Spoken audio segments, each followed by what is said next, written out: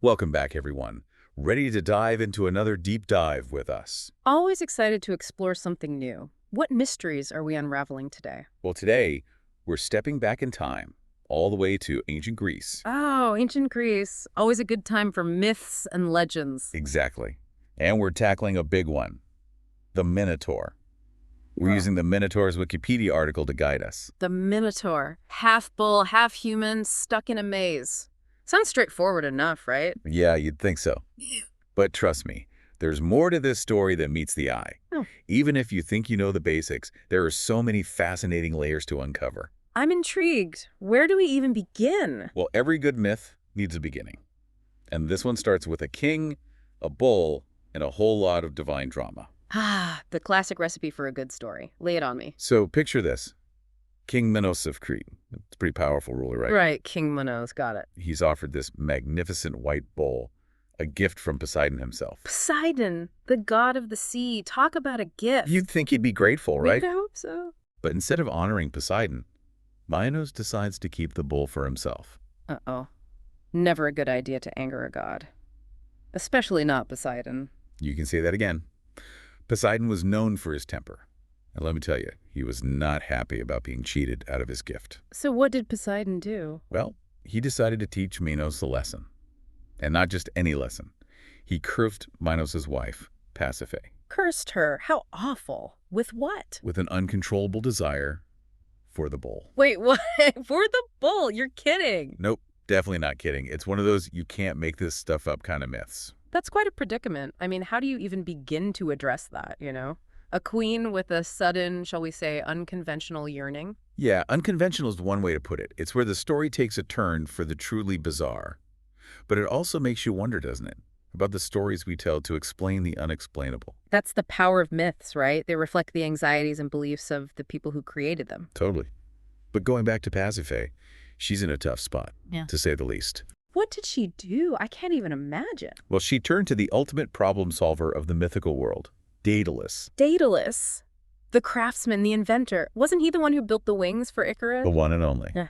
And he was known for his out-of-the-box thinking. So what ingenious solution did he come up with for the queen and her bull problem? With this, he built her a hollow wooden cow. But not just any cow. This cow was so lifelike, so convincing, that it fooled the bull. Whoa. Talk about going above and beyond. Right. It's pretty wild. And some scholars believe that this bizarre tale might actually symbolize some deeper cultural practice. Really? Like what? Well, some think it could be linked to ancient fertility rituals. Maybe a way to acknowledge those raw, untamed forces that ancient civilizations revered. Fascinating. It makes you think about how much we don't know about the past and the true meaning behind these stories. Right. It's like a giant puzzle with missing pieces. But anyway, this unusual union, as you can imagine, resulted in a rather unexpected offspring. Let me guess. The Minotaur. Bingo. Half bull, half human, ready to shake things up in Crete. I bet raising a half-bull, half-human child presented a unique set of parenting challenges. To say the least. You think? I can only imagine what those teenage years were like. Right. But on a more serious note, the myths tell us that the Minotaur had a rather, shall we say, particular appetite. Oh, yeah. Not exactly a fan of veggies and sunshine, was he? Not so much. He developed a taste for human flesh. Talk about a dietary restriction. That's putting it mildly. And not exactly a sustainable lifestyle choice for the king, right? I mean, what do you even do with a half-bull, half-human son who craves human flesh? It's a real head-scratcher, that's for sure. So faced with this dilemma, what does any reasonable king do? He calls up his contractor, Daedalus, for another round of, you fix it. Oh boy, poor Daedalus, always getting roped into these mythological messes. What was this task? This time, the task was even more daunting than building a lifelike wooden cow. Minos needed something to contain the Minotaur, something inescapable. And that's where the labyrinth comes in, right? The legendary maze. Exactly. Daedalus, being the genius that he was, designed a maze so complex, so mind-bogglingly disorienting, that escape would be impossible. It's amazing how the labyrinth has transcended myth and become this symbol. Yeah, like this symbol of confusion and feeling lost, right? Yeah, exactly. And what's fascinating is that even with all our archaeological discoveries, we haven't found the real labyrinth. So it wasn't the palace at Knossos. Well, that was a popular theory for a while. I mean, the palace is huge and has this intricate layout. It would make sense. Yeah, but it doesn't quite fit the descriptions from the myths. It's more likely that the labyrinth represents something more symbolic, you know? Like a metaphor for the complexities of life itself. Exactly. Those twists and turns we all face in our own journeys. And speaking of twists and turns, the story takes a tragic turn with the death of Minos' son, Androgeus. It's a bit of a tangled web, with conflicting accounts and whispers of blame. What? Well, some versions of the myth say that the Athenians were responsible for his death, while others point the finger at that infamous bull that started it all. Oh, wow. So even the cause of his death is a mystery. Exactly. It's like trying to untangle a really old, really complicated knot. But regardless of who was to blame, Minos was consumed by grief. Yep. And driven by that grief, he demanded retribution. And let me tell you, his idea of retribution was not for the faint of heart. This sounds ominous. What did he do? So Minos, fueled by grief, and let's be honest, a thirst for revenge, he imposed a terrible price on Athens. Oh, this can't be good. What did he demand? Every year, Athens had to send 7 young men and 7 young women to Crete, their fate, to be thrown into the labyrinth, offered as sacrifices to the Minotaur. Oh, that's just heartbreaking. Can you imagine the dread, the sense of hopelessness hanging over Athens? It must have been devastating, sending their own children to appease a vengeful king. It really makes you think about the cyclical nature of revenge, doesn't it? The way it consumes everything in its path. Absolutely. And just when it seems like there's no hope, no way to break free from the cycle of violence, a hero emerges. Ah, yes. This is where Theseus enters the picture. You know it. Theseus, a young Athenian prince, steps up and volunteers to be sent to Crete. Wow. Talk about courage. He was willing to face the Minotaur head on. He was determined to confront the monster and put an end to Minos' cruel demands. But this wasn't just about slaying a monster, was it? It feels like there's a deeper meaning here. You're right. Theseus' decision, it was about so much more than just killing a monster. It was a challenge against tyranny, a statement against oppression. He was fighting for Athens' freedom. Exactly. He aimed to liberate his people from a reign of fear and sacrifice. And of course, we have to talk about the famous sail story. Ah, yes. The ultimate display of hope and despair. Before Theseus set sail, he made a promise to his father, Aegis. He would signal his victory or defeat with the color of the ship's sails. White for victory, black for mourning. Talk about pressure. Facing a monstrous creature in a deadly maze wasn't enough. Right. As if he needed more to worry about. It's such a powerful image, though. The white sails, a beacon of hope, a symbol of triumph against all odds. And the black sails. A chilling reminder of the ever-present possibility of defeat, of the potential for things to go horribly wrong. It's a reminder that even heroes are human, vulnerable to the whims of fate. But we're not just talking about literal sails here, are we? It feels symbolic. Exactly. It's about those universal human experiences of hope and despair, victory and loss. Themes that transcend time and culture. Absolutely. We're still drawn to those symbols today, aren't we? The use of black and white to represent mourning and victory, it's everywhere. It's deeply ingrained in our collective consciousness. It's a reminder of the things that connect us, those shared human experiences that bind us together across generations. But let's get back to Theseus. He's sailing towards Crete, a one-way ticket to a terrifying destiny. And he's got the weight of Athens on his shoulders. Their hopes, their fears. No pressure, right. So what happens next? How does Theseus, even with all his bravery, stand a chance against the fearsome Minotaur? Well, that's where things get really interesting, because this is where Ariadne comes into this story. Ah, Ariadne. Minos' daughter, right. I think I know where this is going. It's a love story. Well, it's often portrayed as a love story, but like most things in mythology, it's a little more complicated than that. Yeah. How so? Well, Ariadne, she does fall for Theseus, but her motivations are nuanced, you know? I'm listening. What else is at play? I mean, think about it. She's the daughter of Minos, the king who's demanding these sacrifices. She's also the half-sister of the Minotaur. So she's caught in the middle of this whole mess. Right. Torn between her family and her feelings for Theseus. So was it really love, or was it a strategic move? A way to potentially overthrow her brother and end the bloodshed? Or maybe it was a bit of both. Whoa. That's way more intense than a simple love story. It makes you wonder about her true intentions. It's like, was she trying to save Theseus? Or was she using him to achieve her own goals? Right. It's one of those great mythological mysteries. And some versions of the story even suggest that she was in love with the Minotaur. No way. Really? In love with the Minotaur? That's a whole other level of complicated. Right. It shows how myths can be interpreted in so many ways, and how love or desire can be a powerful motivator, even in the most unusual circumstances. Absolutely.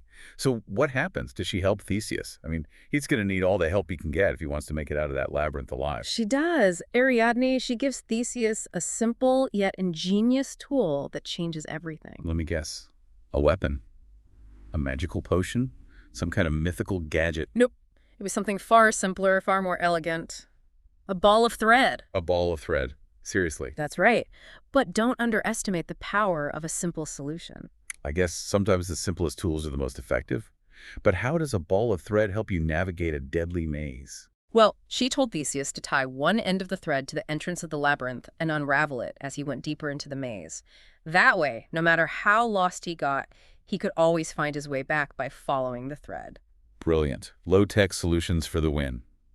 It's like the ancient Greek version of a GPS. And with that lifeline, that thread of hope, Theseus enters the labyrinth. He's literally facing his fears, venturing into the unknown, armed with nothing but his wits and a ball of thread. Talk about a suspenseful moment. He confronts the Minotaur, and through a combination of cunning and courage, he slays the beast. He did it. He actually defeated the Minotaur. It's hard not to feel a surge of relief for Theseus and for the people of Athens. Their champion emerged victorious. But this is a Greek myth, right? There's always a twist, a complication. What happened next? They sailed off into the sunset together, a hero and his princess. Well, not exactly. Theseus, he does sail away with Ariadne.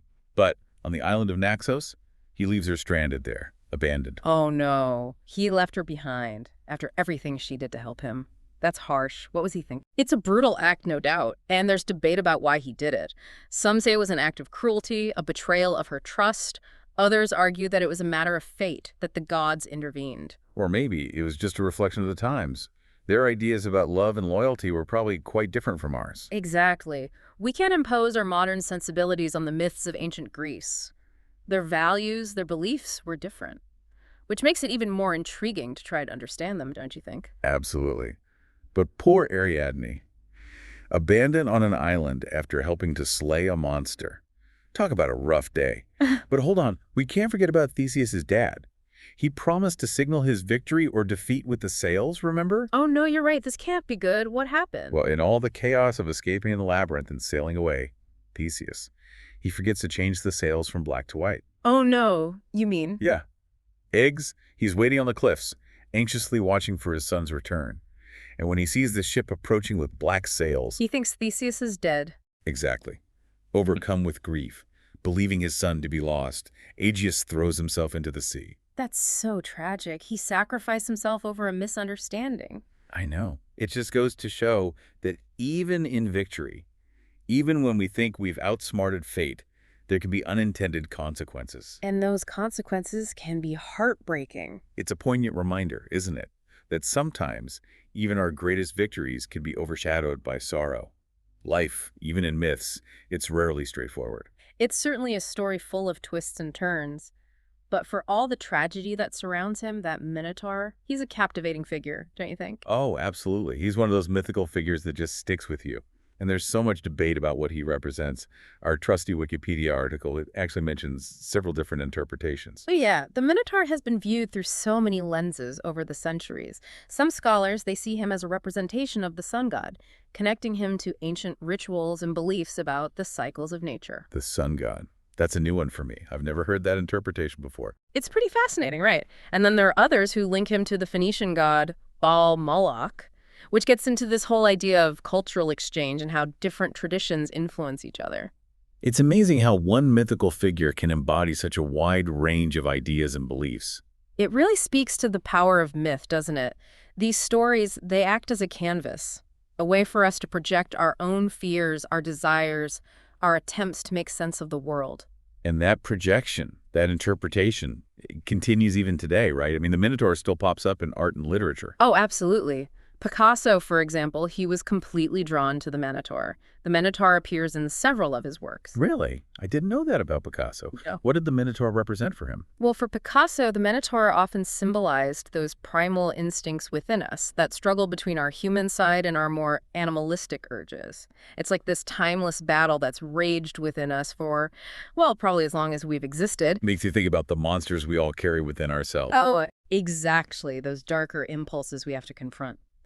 And speaking of confronting our inner monsters, there's a fantastic short story by Jorge Luis Borges called The House of Asterion. Have you ever read it? I can't say I have. What's it about? Well, in the story, Borges gives us the Minotaur's perspective. He explores themes of isolation, the burden of being different, of being misunderstood. It's a really unique take on the myth.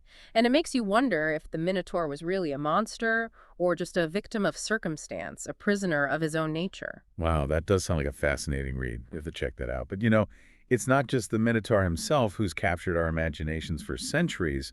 The labyrinth, it's become such a powerful symbol in its own right. Oh, absolutely. The labyrinth, it represents so much more than just a physical maze, doesn't it? Right. It's about those internal struggles we all face, those times in our lives when we feel lost, confused, unsure of which path to take. It's about facing our own inner demons, navigating the complexities of our own minds. Exactly. We all have our own labyrinths to navigate. And just like Theseus, we have to find our own way through. We have to rely on our courage, our intuition, and maybe even a little bit of help along the way. Because let's face it, facing those inner demons alone, it can be pretty daunting. You're so right. Sometimes we need that Ariadne in our lives, someone to offer guidance, support, maybe even just a listening ear. Exactly. Yeah. Because ultimately, the journey through the labyrinth, it's a journey of self-discovery. It's about confronting our fears, our doubts, and emerging stronger on the other side. It makes you wonder, though, doesn't it, about those monsters we might encounter in those deep hidden corners of ourselves. It definitely makes you think, and that's the beauty of myths like the Minotaurs. They offer us more than just entertainment. They give us a framework for understanding ourselves and the world around us. They make us ask questions. Yeah. They challenge our assumptions. Yeah. And they leave us thinking long after the story is over. So, to our listeners out there, we leave you with this. What resonates most with you about the Minotaur's story? What will you take away from your own deep dive into this ancient myth?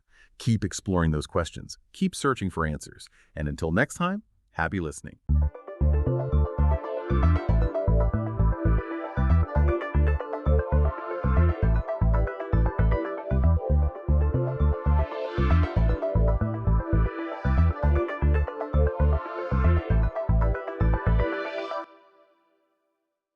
Hey, deep divers. Ready to dive into some serious international intrigue today? Always up for a challenge. What are we tackling? Well, a listener wrote in wanting to know more about the UN. Ah, the UN.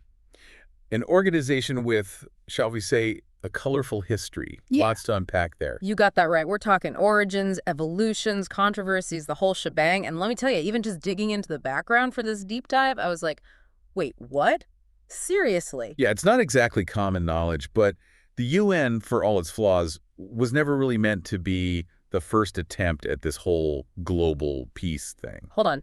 First attempt. I always thought it came about like right after World War II. It did, but think even further back. Before World War I even. You had groups like the Red Cross already doing the heavy lifting, on the humanitarian side. Yeah. Aiding victims of conflict, all that. Right. The Red Cross. Okay, makes sense. But, I mean, clearly that wasn't enough to stop things from going sideways, like, twice, in a big way. Exactly. See, that's the thing. The problem was bigger than any one group could handle.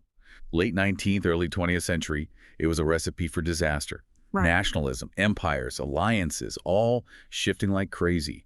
It was a powder keg, and, well, we know what happened. And then after World War I, just absolute devastation on a scale that's hard to even comprehend. You have Woodrow Wilson, U.S. president at the time, saying, okay, there has got to be a better way. And that's where the League of Nations comes in. Exactly. Wilson, he was really determined, to prevent another war like that. His big idea, this League of Nations, it was supposed to be a place where countries could, hash things out, talk through their problems, instead of just sending armies to fight about it. Sounds good on paper, but we all know how that turned out. It had its moments, sure, especially with smaller, more regional stuff. Yeah. But then the 1930s rolled around and, well, the League was put to the test. And failed. Miserably. Yeah, the Japanese invasion of Manchuria in 33, that was a major blow. The League condemned it, sure, but Japan basically said, see ya, and dipped out of the League entirely. Talk about a wake-up call. Right. And then just a few years later, you have Italy invading Abyssinia, or Ethiopia as we know it now. And again, the League is basically powerless. It was deeply disillusioning, for people who had put their faith in this idea of a peaceful world order. It was becoming increasingly obvious that the League, it just didn't have the teeth to actually enforce anything, especially when powerful countries decided, nah, we're good. And the world paid the price. World War II. Millions and millions dead. It's almost unimaginable. But in a weird way, maybe it was that shared trauma, that collective never again feeling that allowed for something like the UN to emerge. Absolutely. It's 1941, bombs are dropping, and you've got Roosevelt, the U.S. president, and Churchill, the British prime minister, meeting up. Not to, win the war, but to plan for what came after. They knew that simply defeating the Axis powers, that wasn't enough. And so they came up with this thing called the Atlantic Charter, right? Like a blueprint for a more peaceful future. Exactly. The Atlantic Charter, it laid out all these key principles, things like, countries getting to decide their own fate, working together on the economy, freedom from want and fear, all of that. It was a powerful vision. But, and there's always a but, they needed the Soviet Union on board. Yes. Joseph Stalin. Not exactly known for being, shall we say, cooperative. That's putting it mildly. But here's where it gets interesting. Stalin, she agreed to sign on to this Atlantic Charter, but he had one demand. One that nobody really expected. Okay, now you've got me curious. What was it? Freedom of religion. Wait, seriously, Stalin, the guy who closed churches and persecuted religious people, he insisted on that. It seems counterintuitive, right? But there were likely some, let's say, strategic considerations at play. He was probably concerned about the whole religious freedom thing for Orthodox Christians under Nazi occupation at the time. Plus, it played well on the world stage, made him look a bit better. Talk about strange bedfellows. So you have these incredibly different leaders, each with their own agendas, trying to create the UN. What could possibly go wrong? And yet somehow they managed to hammer out an agreement. The Big Four, as they'd become known, the U.S., the UK, the USSR, and China, emerged as the major powers. And whether it was for better or for worse, they shaped the UN in their image. And I'm sensing that it wasn't always for the better. Well, let's just say their influence is undeniable. They made sure that as permanent members of this new Security Council, they had veto power. Basically, the ability to shut down anything they didn't like. There's that power dynamic already. But before we get into all of that, paint us a picture. It's 1945, the war is finally over, and you've got representatives from 50 nations gathered in San Francisco. What's the mood like? I imagine a mix of relief, definitely, but also this immense weight of responsibility. They had all seen the horrors of war firsthand, They knew what was at stake. And on June 26, 1945, they signed the UN Charter. The United Nations was officially born. So the UN is born, this beacon of hope in a world still putting itself back together after the most destructive war in history. But right out of the gate, you've got those Cold War tensions, right? Talk about a tough start. Yeah, you could say that again. The ink on the UN Charter was barely dry before the U.S. and the Soviet Union. They're already at each other's throats, using the UN, unfortunately, as a pawn in their little game. So the UN is stuck, playing referee between these two superpowers who are basically just staring each other down across the Security Council table? Basically. It was nonstop, this game of one-upmanship.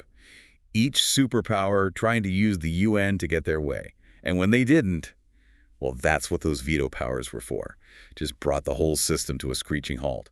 How did anything get done at all? Were there any, actual wins for the UN during this whole period? You know what? It's surprising, but there were times when the UN actually cut through all that Cold War drama. Like the Korean War, back in 1950. Didn't that end in kind of a tie, though? Eventually, yeah. But look at how it started. North Korea invades the South. The Security Council, and this is important because the Soviet Union was boycotting at the time, actually agrees on something. They authorize a U.S.-led military intervention. So they actually work together. For once. Now, whether that intervention actually solved anything long-term, that's debatable. But it did stop South Korea from falling and probably prevented things from getting even worse. Okay, so a point for the UN, even if it wasn't a perfect victory. But then you've got things like the Hungarian Revolution in '56, brutal Soviet crackdown, and the UN, what could they even do? Yeah, Hungary was awful, just tragic. The Soviets just flat out vetoed any Security Council action. which left the General Assembly, the part without any real power, totally helpless.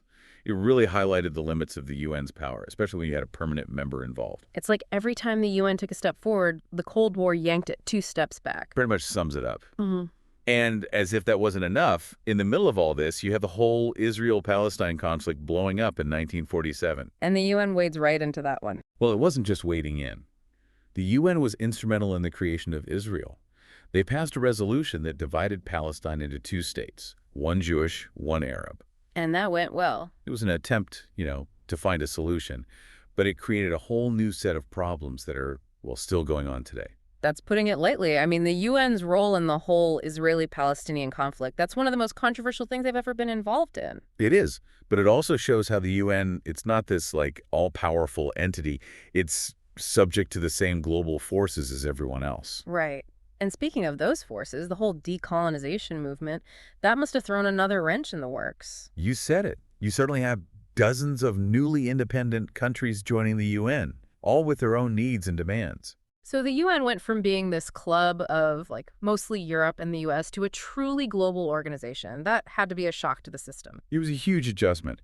The influx of new members, a lot of them from what was then called the Third World, it created this whole Third World bloc within the UN. They had different priorities, they weren't afraid to challenge the old guard. More voices, though, usually means more disagreement. Did this change the UN's focus at all? It did, actually. The UN started paying more attention to issues like poverty, inequality, things like that. Development became a much bigger deal. Remember, these new countries, they were trying to build their economies, create better lives for their people. Peace wasn't just about, not being invaded. It was about having the opportunity to prosper. So the UN's mission was broadening. Exactly. It wasn't just about preventing World War III anymore. And there's this other really interesting thing happening around this time, too. By the 1970s, get this, the UN was spending more on things like healthcare, education, economic development, Yeah. Than it was on its entire military budget. Wow. Really? That's pretty amazing. It's like the UN was finally starting to live up to its name, huh? Becoming an actual United Nations.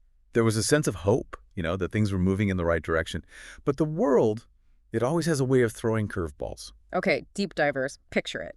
1989, the Berlin Wall crumbles, the Cold War is declared over, champagne bottles everywhere, right? Everyone's thinking this is it, peace at last.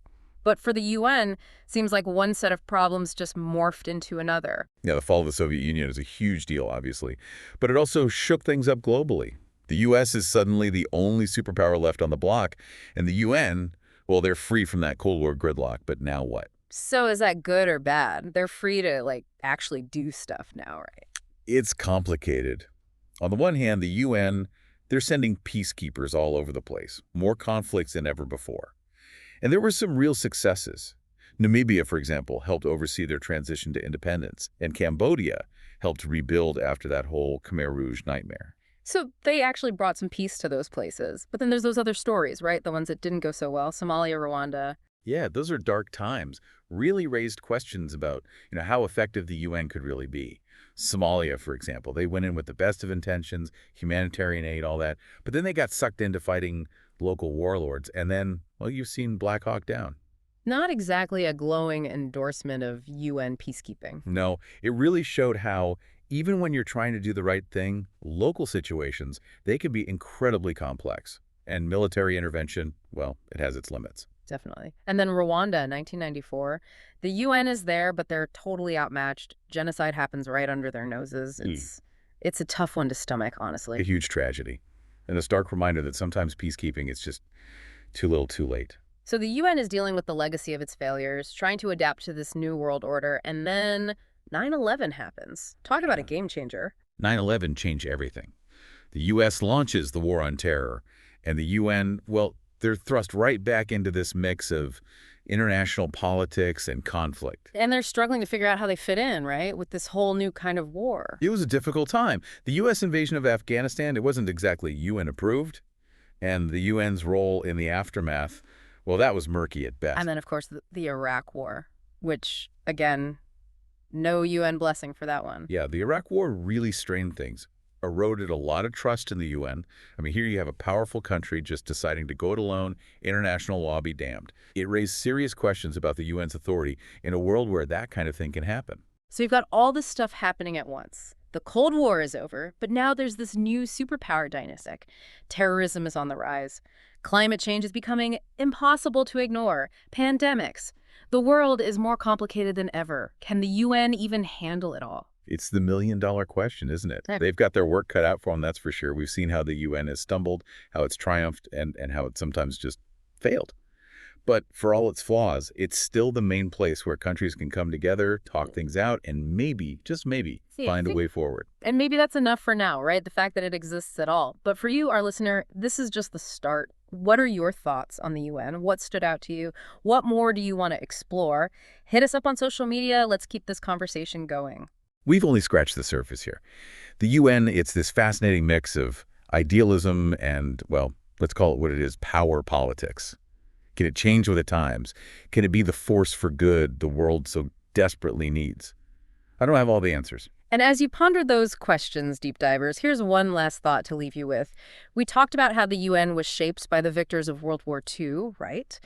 But in a world facing completely new threats, maybe, just maybe, we need a different kind of global organization, something that looks less like, well, the UN and more like something else, something built for the challenges of the 21st century. What would that even look like? That's something to think about. Until next time, keep diving deeper.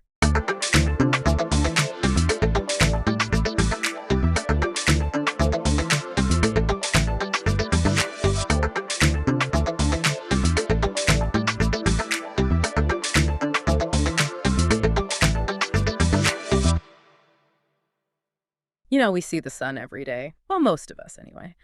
But have you ever, really stopped and thought about it? I mean, it's kind of wild when you really get down to it. So today, we're doing a deep dive into all things sun. We're looking at the Wikipedia article on it. And let me tell you, it's a lot more interesting than just, reading it yourself. Yeah, for sure. The sun's unbelievably complex. And it affects us way more than most people realize. It's not just there to give us light and heat. I mean, it's a massive ball of plasma. It's got its own crazy life cycle. It's got internal structures.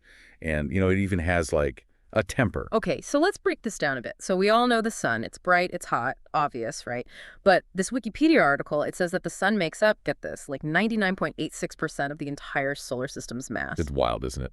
Yeah, it's mind-blowing. That means everything else, all the planets, asteroids, comets, I mean, they're basically meaningless compared to the sun. Yeah, basically. Yeah. And it's that massive size, that huge mass. That's what gives the sun its crazy gravitational pull. It's holding everything in the solar system in orbit. Mm. But it's not just about size either. The article even points out that the sun isn't even really yellow. I know, right? Wait, what? Yeah, we see it as yellow from Earth, but it's more of a white color. So why does it look yellow? It's our atmosphere. Yeah. Our atmosphere scatters the light, and that makes it look yellow to our eyes. Wow. So you're saying the sun isn't even really yellow. It's like, what's next? You can tell me the sky isn't really blue. Well, Yeah. there's a lot more to the sun than we think. And when we start digging deeper, looking at its insides and stuff, it gets even crazier. Imagine a giant nuclear reactor. I mean, it's constantly fusing hydrogen into helium. It's just spitting out this insane amount of energy. And that's just the sun's core. Okay, so now we're getting into the really mind-blowing part. So how does all that energy even get to us here on Earth? It's not like a bonfire just sending heat through the air, right? No, not quite. The Wikipedia article, it gives us this really cool breakdown of the sun's layers. So the energy made in the core, it travels out through this area called the radiative zone. Okay, the radiative zone. And basically in this zone, photons, those tiny bits of light and energy, they're basically bouncing around like crazy. They get absorbed and then re-emitted by the plasma, which is super dense, by the way. Hold on. So the light from the sun, it's Yeah. bouncing around inside the sun before it gets to us. How long does that even take? It can actually take thousands of years Mm-hmm. for a single photon to get out of the radiative zone. Thousands of years. Are you serious? Yeah. And it's only after this crazy chaotic journey that the energy finally makes it to the convective zone. Yeah. And this is where it's carried outwards, kind of like in these giant bubbles of plasma, Oh. It's kind of like if you think about boiling water. Okay, I'm trying to wrap my head around this. Thousands of years. I mean, we're talking about light here, the fastest thing in the universe. And it takes thousands of years for it to get out of the sun. It just goes to show you how incredibly dense and chaotic it is inside the sun. It's mind-boggling. Yeah. And just when you thought it couldn't get any weirder, there's this thing, it's called the tachocline. The what? The tachocline. What is that, like some new weather report, space weather? Uh-huh. No, it's not that. Imagine it like this really thin but super turbulent layer, right? Yeah. It's where the sun's rotation, so how fast it spins, changes really suddenly. It's like this cosmic line where above it, things are spinning one speed and below it, totally different. And we think this difference in how fast things spin, it's actually super important in creating the sun's magnetic field. Ah, the magnetic field. Now, that's something I have heard of. That's what causes those sunspots and solar flares, right? The things we hear about all the time. Exactly. And this is where the sun's activity gets really interesting. So these sunspots and solar flares, it's more than just like pretty lights in the sky, right? I feel like I've heard they can actually cause problems here on Earth. Oh, yeah, definitely. Yeah. They can be a big deal. The Wikipedia article, it actually talks about this, about how, see, it's all driven by the sun's magnetic field, right? Right, okay. And that magnetic field, it's not like calm and steady. It's constantly changing. Mm-hmm. So those sunspots, right, think of them like little magnetic knots on the sun's surface. Okay, little knots. Got it. And sometimes these knots, they twist and they can even snap. And when they do, boom, they release these huge bursts of energy. And that's what we call solar flares. Okay, so those flares, they can actually hit Earth. Yeah, sometimes. And that's where it gets kind of, well, intense for us down here. These solar storms, that's what we call them, they can mess with our tech. We're talking like radio blackouts, problems with GPS, the satellites. They can even damage power grids. Whoa, okay. I had no idea they were that strong, so is there anything we can do about it?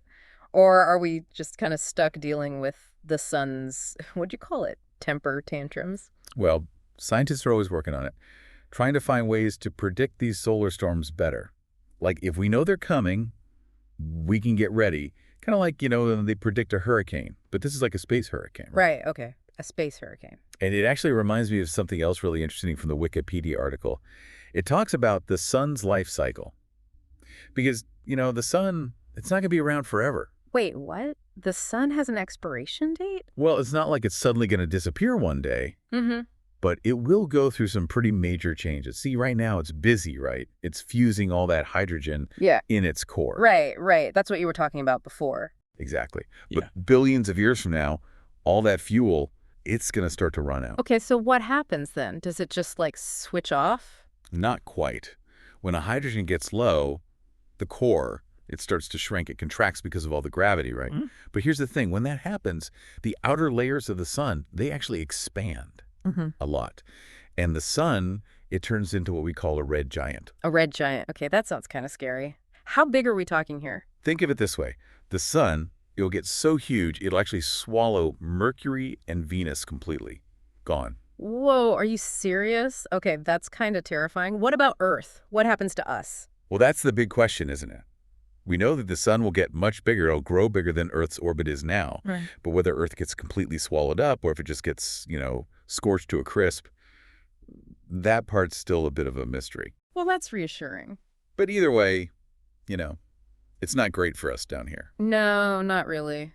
But I guess we've got, what, billions of years to figure out a plan B? Thankfully, yes. We've got time, plenty of time, to learn more about how this all works.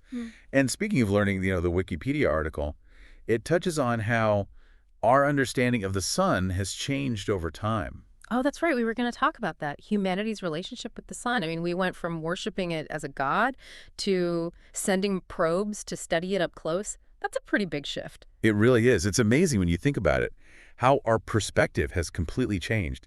From those early civilizations just watching the sun move across the sky to now where we're sending spacecraft right into the thick of it. It's incredible. Yeah. And it's not just about the sun itself, right? It's about understanding our place in all of this, in the cosmos, like you were saying before. Yeah. About our, what did you call it?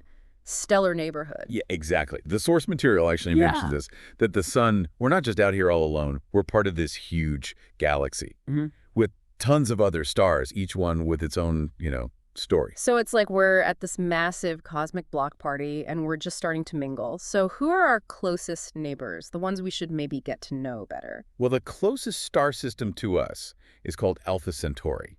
And it's about, let me get this right, 4.37 light years away. Okay, that's close, right, in space terms. Well, it's relative. It's actually 3 stars, a whole system. And one of them, Proxima Centauri, that one's really interesting because it actually has a planet. And get this, that planet, it's in what we call the habitable zone. Hold on. Habitable zone. Like it could actually support life that close to us. It's possible. And, what's really cool about this is it shows us that we're not unique. There are other solar systems, other planets, maybe even other life out there. And who knows what else we'll find as we keep exploring. Okay, my mind is officially blown. I think we might need a whole separate deep dive just to talk about Alpha Centauri and this habitable planet. Uh-huh. Maybe we do.